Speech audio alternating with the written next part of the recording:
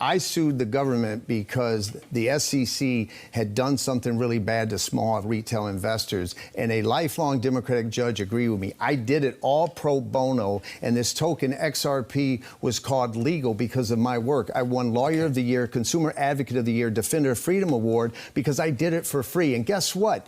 Last week, that crypto billionaire that she's talking about that has supported me just donated millions of this XRP token to Vice President Harris' campaign. If I didn't do what I did, sue the SEC on behalf of small retail investors, that donation to your candidate of choice, Senator, would not have happened. So, Madam Vice President, if you're watching, you're welcome.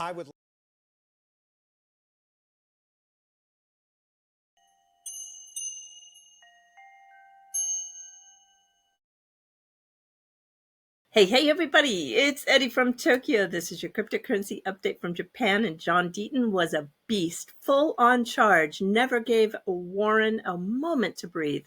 No name calling, just spitting facts. She was on the defense the entire time. So many clips floating on X because John was a flame-throwing machine from start to finish. I couldn't help but edit this beaut up. You notice it's Democrats are great, Republicans are bad. I got news for you, Senator. All of you suck.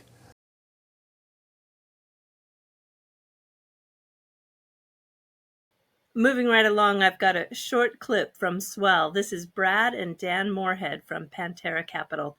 Pantera, one of the first VCs on the famous Sand Hill Road in Menlo Park.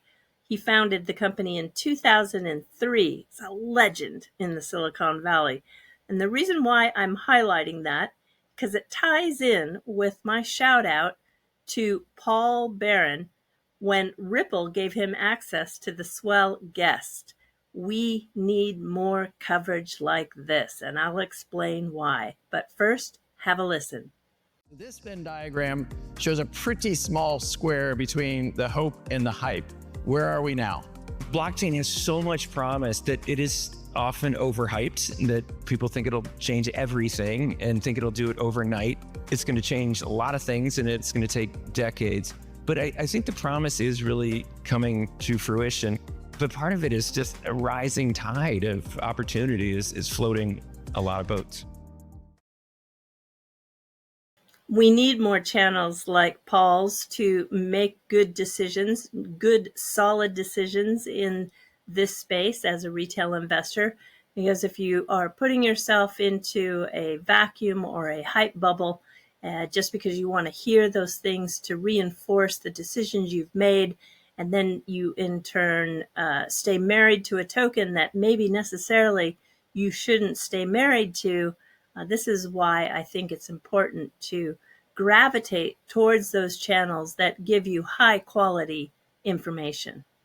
So I saw that many people in the community thought there was going to be an answer from the SEC by midnight last night, but it looks like that according to this document that Eleanor Terrett is sharing, the SEC's notice of appeal was filed on the 2nd, but not docketed until the 4th, which means the deadline is actually Friday, October 18th at midnight. There's been a lot of discussion for a long time about the cost of reserves, and that's the amount of XRP that is locked up to create an address. Right now it's 10 XRP, but it's a lot of money for a lot of people in different parts of the world.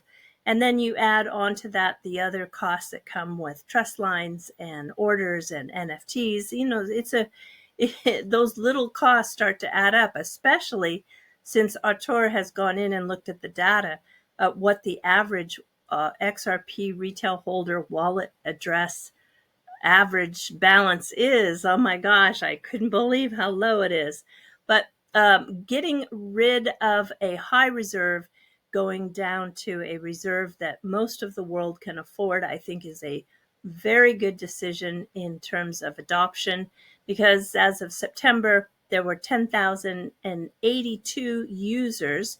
All of these users had a total of 29 million XRP in their wallets. Out of that total, more than 707,000 was locked up as reserves. So this represents 2.5% of all funds taken away from the economic activity. And we know that the ledgers, blockchains, all the protocols, in order to have significant value and to attract liquidity, there needs to be activity. I think many of you who saw some of the captured video that took place at the Gold Coast when Jay at Spendabits had his presentation on stage, he talked about this being a real problem for his Spendabits app, which, especially in a country like El Salvador, where he has received a license to operate, 10 XRP is a big hurdle for anyone who wants to use his app. So recently, he built another app in parallel with his XRPL app on Flare because of this high reserve. So he, I know, is going to be thrilled about this. Weitza Win said that this current reserve amount, which is 10 XRP, he's going to vote for 1 XRP. Weitza is a voting validator, and so is XRP Kuwait. And XRP Kuwait also supports the idea of lowering the account and object reserves as well. So during the next validator reboot, he's going to be casting his vote in favor of these changes. Let me read you his summary. We believe this will make the ledger more accessible by reducing entry barriers while maintaining a balanced infrastructure with slightly higher transaction costs. Though increased activity may present challenges, we are prepared to tackle these and continue improving scalability and performance. Everybody looks for having a little bit of fun in this space, and I did with a brand new platform called First Ledger. It's a platform that has been launched just about 24 hours ago for meme coins. For the purpose of learning, I did a launch, and yeah, it cost a little under 150 XRP.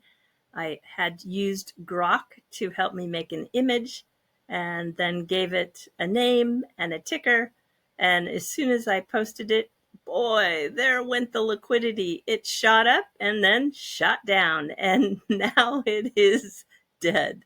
No, I don't plan at all to promote this, nor do I plan to take it serious. I really did it solely for my learning. However, I am not against meme coins, and I think if people have fun in this space playing around with this technology, they know what they're getting into.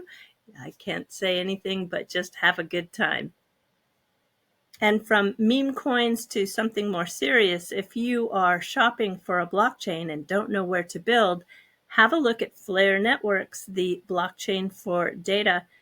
The online workshops, session 1, What is Flare, is for all levels, and it was uploaded about 22 hours ago. They're going to continue this series. I think this is very smart.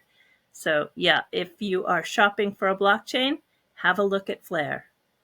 Chainalysis. They are a leader in blockchain intelligence. And if you're not aware of them, they are a leader that make it easy to connect to the movement of digital assets to real world services. So organizations, a lot of banks, by the way, use them to track illicit activity, manage risk exposure, and develop innovative market solutions with intelligent customer insights. Their mission is to build trust in blockchains, blending safety and security with an unwavering commitment to growth and innovation. They had the CEO of Tether on their channel yesterday. I've got a short clip. I know I've been a contrarian point of view narrative thinker about Tether forever. In the beginning, when I started talking about this position I take, made a lot of people angry. I don't understand why, because I'm sorry, but there are a lot of channels out there still in the XRP community and beyond that have not done their research. Just listen to this clip with an open mind, and that is exactly what the host at Chainalysis is saying, that if you are a skeptic of Tether, you want to re-examine the facts. Have a listen. It's been an incredible moment of maturation, I think, for the company, and something I would encourage listeners who have maybe been skeptical of your company to re-examine some of the facts here, because I think the dollar amount seized, the active collaboration with law enforcement, the monitoring of the secondary market, it's a very different situation than say 4 or 5 years ago. We are launching a platform. I will not unveil the name yet, but that platform is white labeling all the technology that Tether built in terms of tokenization, KYC, AML, KYT. That platform will bring you many customers, I believe, as well. That because we'll have the connection to you guys, the support for channels, and it's a platform where that you can use to create your own stablecoin, but also tokenize stocks, bonds, shares of funds, everything that you even like reward point and all the crazy things you have in your mind. We plan to launch it in October, so we'll see. Congratulations to Jeffrey and the Ottó blockchain. They won the Innovation Award at Swell. And I know that I've been talking a lot about Futureverse, which Ottó blockchain sits under in terms of the umbrella. They're on the Root network.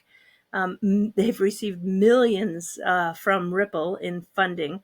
XRP is used in all different ways on this particular ecosystem. Liquidity pools, it's a rewards token. It is used for DeFi, and it's going to be really elevated for the institutional investor use with the Ottó blockchain. It's used as a gas token.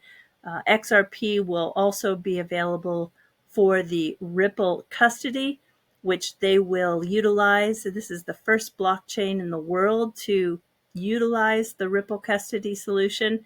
And RLUSD, I'm just absolutely for sure. There's no official announcement on that yet, but I can tell you for sure, hands down, that they will have the stablecoin on this platform very soon.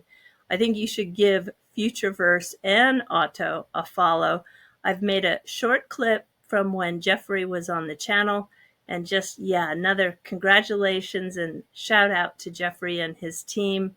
They're going to, I think, be very successful. All right, everybody, do take care. Sayonara for now. Bye-bye.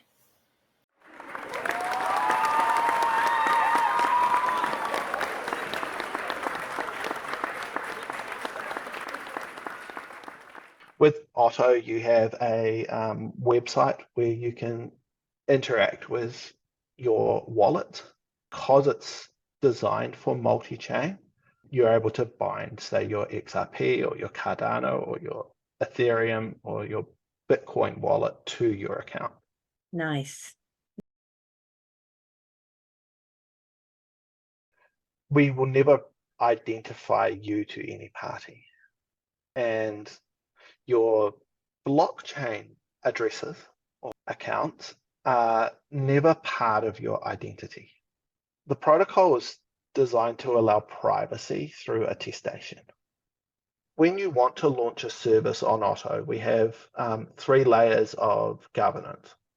So that first governance is a disclosure layer, where if you want to provide a service, you need to provide certain disclosures, and part of those disclosures are a legal opinion of the service and product you're providing.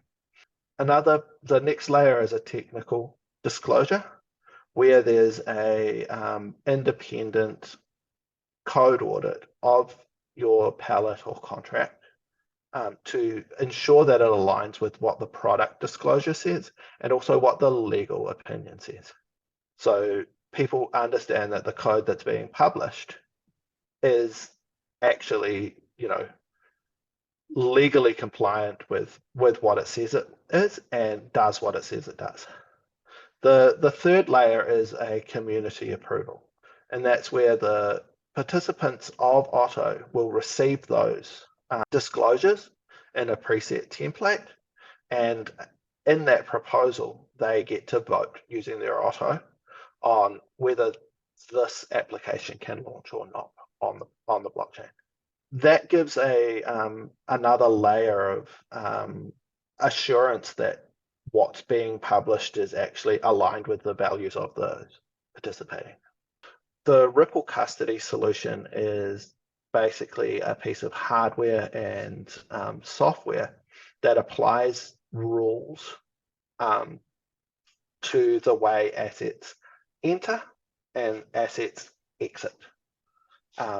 the secure environment. Those rules have to be pre-programmed and have to be like tested before they can exist, and there are certain levels of authorities on that. What that means for you as a customer is that when, let's say, you bind your XRP account or address to your Ottó account, you are then able to deposit XRP into the Ripple custody solution and receive a one-to-one XRP on Ottó to use in the applications on Ottó. There's no black hole. So you can always independently verify a one-to-one relationship and a non-collateralized relationship between the assets that are sitting in the Ripple custody vault and the assets that exist on Ottó blockchain. So you know that there's always an underlying asset to match the asset that exists on Ottó, and anyone can verify that in a trustless way.